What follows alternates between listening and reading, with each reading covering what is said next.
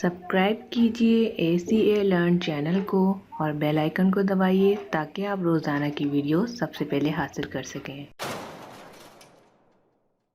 अस्सलाम वालेकुम, कैसे हैं आप सब। उम्मीद है आप सब खैरियत से होंगे। मेरा नाम है अनम और आप देख रहे हैं ACA लर्न। जैसे कि हमारी इंग्लिश लैंग्वेज में क्लास 26 में आज हम एक्टिव और पैसिव वॉइस पढ़ेंगे। एक्टिव वॉइस और पैसिव वॉइस हमारे किस काम आती हैं, हम इसे क्यों इस्तेमाल करते हैं और इसका यूजेज कैसे, तो इस वीडियो में मुकम्मल तौर पर पढ़ेंगे। जैसे कि जिन फ़िक्रों में सब्जेक्ट खुद काम करे, इन फ़िक्रों को एक्टिव वॉइस कहते हैं। सब्जेक्ट मैं आपको ऑलरेडी पढ़ा चुकी हूँ, I, we, you, they, he, she, it, ये सारे हमारे सब्जेक्ट होते हैं। तो ये फ़िक्रों को, इन फ़िक्रों में जो कि सब्जेक्ट के तौर पे बतौर काम करे, जिन फ़िक्रों में सब्जेक्ट खुद काम करे, यानी कि मैं खुद काम करूँ, आई खुद काम करे, उसे एक्टिव वॉइस कहते हैं। और जिन फ़िक्रों में ऑब्जेक्ट को शुरू में रखा जाता है, यानी शुरू में रखा जाए ऑब्जेक्ट को, जो कि हम बाद में रखते हैं सब्जेक्ट के, उसको पहले रखा जाए, तो वो पैसिव वॉइस कहलाता है। एक्टिव और पैसिव वॉइस में एक डिफरेंस सबसे बड़ा ये भी है कि इसमें वर्ब की थर्ड फॉर्म हमेशा लगती है, वो पैसिव वॉइस होता है। यानी कि अगर आप वर्ब की थर्ड फॉर्म लगाएंगे तो वो आपका पैसिव वॉइस बन जाएगा, और अगर एक्टिव वॉइस की अगर बात करें तो उसमें वर्ब की फर्स्ट फॉर्म ही लगती है। तो चलिए मैं आपको कुछ एग्जांपल्स बता देती हूँ। मेरी स्क्रीन पे आपको कुछ सेंटेंस नज़र आ रहे हैं, जैसा कि आई राइट अ लेटर। ये एक्टिव वॉइस का एक सेंटेंस है जिसका मतलब है मैं खत लिखता हूँ। आई राइट अ लेटर, मैं खत लिखता हूँ। इससे क्या हो गया, यहाँ पर जो सब्जेक्ट है वो काम कर रहा है, यानी कि मैं, आई जो है वो लिख रहा है खत, तो ये काम कर रहा है एक्टिव में। अब अगर पैसिव वॉइस की बात करें तो इसी सेंटेंस को इस तरह लिखा जाएगा, a letter is written by me. एक खत मुझसे लिखा जाता है।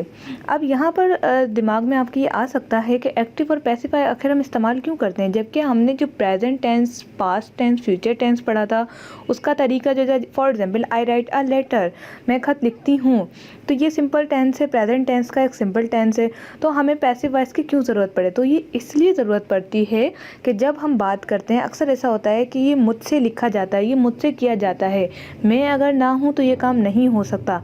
तो जो काम हमसे किया जाता है, ऑब्जेक्ट यानी पहले आ जाए, तो उसमें जो है हम इसी वजह से पैसिव वॉइस यूज़ करते हैं। एक्टिव वॉइस तो आपको क्लियरली हो गया होगा। एक्टिव वॉइस का एक और सेंटेंस यहाँ पर मैं पढ़ लेती हूँ, the fisherman do not catch fish. यहाँ पर देखें, द फिशरमैन कौन हो गया, हमारा सब्जेक्ट गया, डू नॉट कैच फिश ये हमारा एक्टिव है, क्योंकि सब्जेक्ट काम कर रहा है किस पे, क्या लिखा, वो माहीगीर मछलियाँ नहीं पकड़ते। तो यहाँ पर जो है वो बता रहा है कि फिशरमैन मछलियाँ नहीं पकड़ते। बात यहाँ पर ख़त्म हो गई। अगर हम इसको पैसिव में करें तो इस तरह होगा, मछलियाँ माहीगीर से नहीं पकड़ी जाती।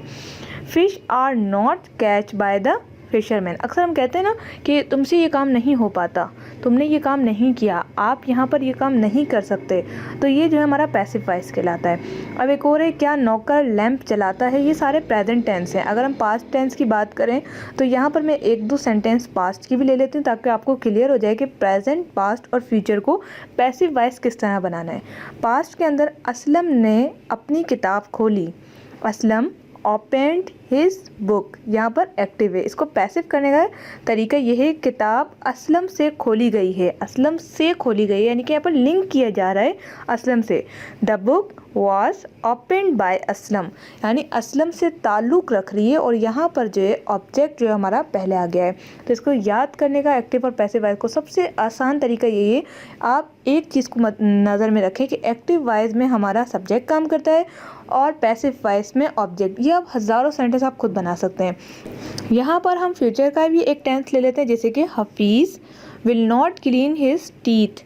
हफीज़ अपने दांत साफ नहीं करेगा। यहाँ पर एक्टिव वॉइस है, एक्टिव है ये सेंटेंस, और इसमें साफ साफ बात क्लियर हो गई है। लेकिन अगर हम इसे पैसिव बनाएंगे तो ये इस तरह से होगा, दांत हफीज़ से साफ नहीं किए जाएंगे। यहाँ पर हम एक इनडायरेक्टली बात कर रहे हैं जिसे हमें पता ही नहीं है। हम बोल रहे हैं कि हफीज़ से दांत नहीं साफ़ किए जाएंगे, और हम जो है एक्टिव में कह रहे हैं कि हफीज़ जो है अपने दांत साफ़ नहीं करेगा। तो बिल्कुल बहुत ही कम फ़र्क है। अगर आप इसको लिखने का तरीका समझ गए, जो कि मैंने आपको पहले ही बता दिया, तो आप इजीली कर सकते हैं। The teeth will not be clean bye Hafeez, ये पैसिव हो गया। Hafeez will not clean his teeth, ये एक्टिव हो गया। तो ये था पैसिव और एक्टिव का बिल्कुल आसान मेथड, जो कि कोई भी आसानी से इसे सीख सकता है। आप बड़े से बड़े सेंटेंस बना सकते हैं और छोटे से छोटे सेंटेंस भी बना सकते हैं बिल्कुल आसानी के साथ। तो उम्मीद है आज की वीडियो आपको पसंद आई होगी। मिलते हैं नेक्स्ट वीडियो से। अपना बहुत सारा ख्याल रखिएगा। Thanks for watching.